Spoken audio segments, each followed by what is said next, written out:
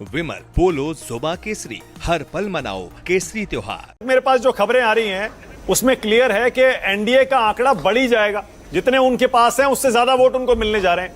और सरकार देखिए अगले कुछ दिन कुछ महीने यही कहेगी हम तो और मजबूत हो गए पहले से। बोलिए अतुल लोंडे पाटिल। देखिए मानक भाई, कोई डर को अगर गंभीरता का नाम देता होगा तो उसका वो चॉइस है। किसी को अगर राहुल गांधी जी के छाया से भी डर लगता है तो वो उनकी बात है, क्योंकि सच्चाई सामने रखने के बाद जिस तरह से तितर बितर हो गई है और लोगों के मुद्दे उठाने को अगर अराजकता कही जा रही है तो कोई दिक्कत नहीं, अराजकता ही सही। मैंने अभी प्रेस कॉन्फ्रेंस ली है 3 बजे। वो प्रेस कॉन्फ्रेंस राजूरा विधानसभा जो है 70 नंबर की महाराष्ट्र की, उस राजूरा विधानसभा में बाकायदा 6853 वोट बोगस वोट जो है रजिस्टर किए गए, उसका एफआईआर दर्ज है। एफआईआर किया है इलेक्शन कमीशन ने, और एफआईआर करने के बाद भी आज 10 महीने हो गए, ना आईपी एड्रेस दिया है जिस वहां से बोगस वोटिंग रजिस्टर हुआ था, ना ही उसका ईमेल एड्रेस देने को तैयार है, ना ही उसके मोबाइल नंबर, कौन से मोबाइल नंबर से रजिस्ट्रेशन हुए, कौन से मोबाइल पे ओटीपी आया, वो अभी तक देने को तैयार नहीं है। 1 महीने का समय हमने इलेक्शन कमीशन को दिया है। तो ये सारी बातें जो है वो पब्लिक डोमेन में विद प्रूफ है, एफआईआर के साथ में है। मैंने प्रेस कॉन्फ्रेंस करके ये सारी सच्चाई जो वोट चोरी के सामने रखी है। उसके बावजूद 11,753 वोट जो है वो ज्यादा एक्स्ट्रा रजिस्टर किए गए। कैसे करते? 1 अक्टूबर से लेकर 15 अक्टूबर तक इन्होंने 19,000 वोट ऐड कर दिए, और एफआईआर होने के बाद भी इंक्वायरी नहीं होती है।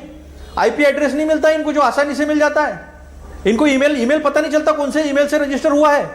ये कोई मानेगा? इसको अराजकता कहते हैं।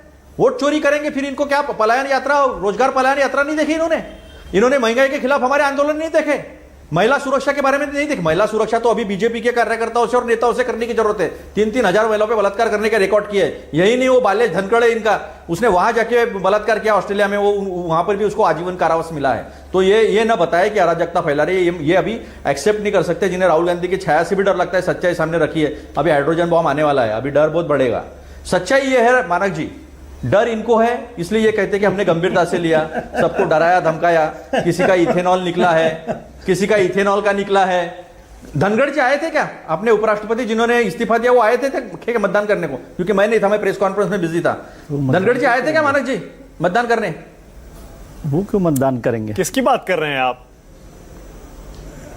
धनगढ़ जी सदस्य नहीं है क्या? अरे धनखड़ जी कहां सदस्य हैं? मूर्ता पे तो हंसिए। धनखड़ जी सदस्य कहां हैं? मूर्ता पे तो हंसिए। हाँ ठीक है। नहीं, अभी देखिए, मैं बीच में बोला नहीं था, नहीं तो मूर्खता मैं बहुत निकाल सकता हूं। धनगढ़ जी वहां अगर आए नहीं है, उपराष्ट्रपति थे जिनको फेयरवेल भी नहीं दिया गया, जिनके सम्मान में यहाँ चर्चा भी नहीं हुई, और उनको हाउस अरेस्ट करके रखा है, कोई बात भी नहीं कर सकता है। एक सेकंड रुकिए। देखिए सुनिए, आज मुद्दा है कौन बनेगा उपराष्ट्रपति। एनडीए वर्सेस इंडिया, कितने क्रॉस वोटिंग करेंगे, एनडीए ने बाहर के कितने सांसदों का समर्थन ले लिया, आपने कितनों का खो दिया, उस पर आप नहीं बोले एक शब्द भी। आप चले गए वोट चोरी पर, धनखड़ जी पर। इसका मतलब ऐसा लग रहा है आपने आज हार मान ली है। आपको समझ में आ गया कि एनडीए पहले से ज्यादा मजबूत हो गया है और सांसद जुड़ गए उनके साथ। देखो नहीं मानक जी, ऐसा आपको लगता होगा शायद, वैसा आपको नोट आई क्या पता नहीं मुझे। मैंने वैसा कुछ नहीं कहा। जिस तरह से बीजेपी के प्रवक्ता ने बातें रखी उसका मैं जवाब दे रहा था। अराजकता की बात करते हैं। मैंने ये पूछा धनगढ़ जी आए थे क्या वहां पर, क्योंकि वो तो जिन्होंने इस्तीफा दिया वो उपराष्ट्रपति थे, वहां पर आए थे क्या? वो किसी ने देखा क्या धनगढ़ जी को जब से इस्तीफा दिया तब से? ये सवाल पूछा तो एकदम सब कूद पड़े, अरे नहीं वो तो सदस्य नहीं है। आए थे क्या मैंने पूछा था। लेकिन देखो कितना यानी बीजेपी को सपोर्ट करना है, सारे विश्लेषक वगैरह एकदम टूट पड़े, ये हमको पता नहीं ऐसे, और ये भी चालू हो गए मूर्ता, इन्होंने भी दिखा दिया। तो अपनी मूर्ता जो है मैं कभी भी निकाल सकता हूं। इनकी बात सिद्धांतों की लड़ाई की है मानक जी। अभी देखिए शिरोमणि अकाली दल मतदान नहीं कर रहा है, आप दिखा सकते हैं। 750 किसान मर गए। देश के प्रधानमंत्री ने कुछ नहीं किया। देश के प्रधानमंत्री ने श्रद्धांजलि भी नहीं दी। अभी 60,000 करोड़ बकाया है, वो तो छोड़ो, 20,000 करोड़ का पैकेज मांग रहे, वो भी नहीं दे रहे। 60,000 करोड़ बकाया पंजाब का, उसकी बात नहीं है। वो एब्सटेंट रह के मदद कर रहे हैं। जनता देख रही है कौन सिद्धांतों के लिए लड़ रहा है और कौन बीजेपी को मदद कर रहा है। बीजेपी जनता दल कैसा उनके साथ धोखा किया। तीसरी बार पूछ रहा हूं, उड़ीसा में सबको पता है। तीसरी बार पूछ रहा हूं अतुल भाई, कितने सांसद उधर चले गए, वाईएसआरसीपी उधर चला गया। ऐसा लग रहा है कि एनडीए पहले से जितने उसके पास सांसद हैं उससे ज्यादा सांसदों का समर्थन आज लेगा। क्या संदेश जाएगा? आपने हार मान ली क्या? देखिए मानक जी, नहीं, हार मानने का क्या सवाल आता। हमने ताकत से लड़े इसलिए तो इनको डर लगा ना, उसको गंभीरता कह रही है। वोटिंग के पहले अभी कहा ना, चाय पान जलपान जो है वोटिंग के पहले हुआ है, तो डर किसको है? खोने का उनको है, हमको खोने का डर नहीं है। हम एक सिद्धांतों के लिए खड़े हैं, हम जीतने के लिए खड़े हैं, और हमारे उम्मीदवार जो है वो उन्होंने जिस तरह का काम किया है, उन्होंने तेलंगाना आंध्र प्रदेश का सम्मान बढ़ाया है। तो अभी वाईएसआर को देना नहीं है या फिर टीडीपी को देना नहीं है, तो वहां की जनता देख रही है, लेकिन जीतने के लिए हम लड़ रहे, लेकिन लड़ते समय हम एक सिद्धांतों के लिए लड़ रहे। एक व्यक्ति है जो छोटा सा मानने वाले विचारधारा से खड़ा है, एक व्यक्ति है जो संविधान को मानने वाले विचारधारा से खड़ा है। छोटा सा जवाब, फिर आगे जा रहा हूं विनोद अग्निहोत्री अनंत को बोलने दिया। और बोलिए के शर्मा।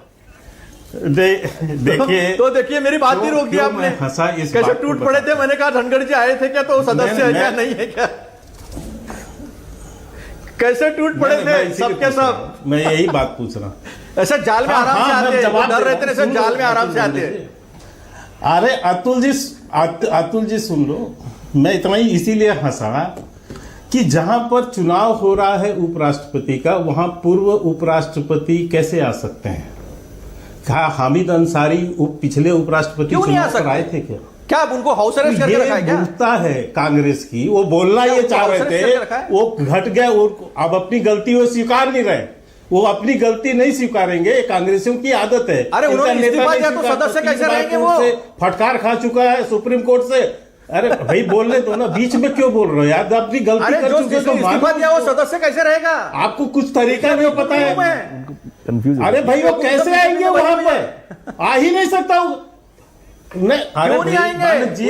इनको थोड़ा सा अच्छा, अरे अतुल भाई रुकिए ना यार, करके रखा है, इसलिए उनका हाँ बोलिए के शर्मा बोलिए। इसके बाद मुझे जवाब देना जी, थोड़ा शांत कराएंगे ना। मुझे समझ नहीं आता कि ये अपनी मूर्खता कर चुके हैं, तो अब उसको सही करने के लिए इधर उधर की चार बात कर रहे हैं। ये तो ये बोल रहे थे कि वो आए थे क्या वोट करने, मतलब इनकी तो मूर्खता का स्तर ही है। और ये इसलिए कह रहा हूं मैं, ये कभी नहीं स्वीकारेंगे। इनका नेता 3 बार सुप्रीम कोर्ट से फटकार खा चुका है, सुप्रीम कोर्ट से राहुल गांधी 3 बार फटकार खा चुके हैं, आज तक गलती स्वीकारते हैं क्या? तो ये कांग्रेस पार्टी की आदत है।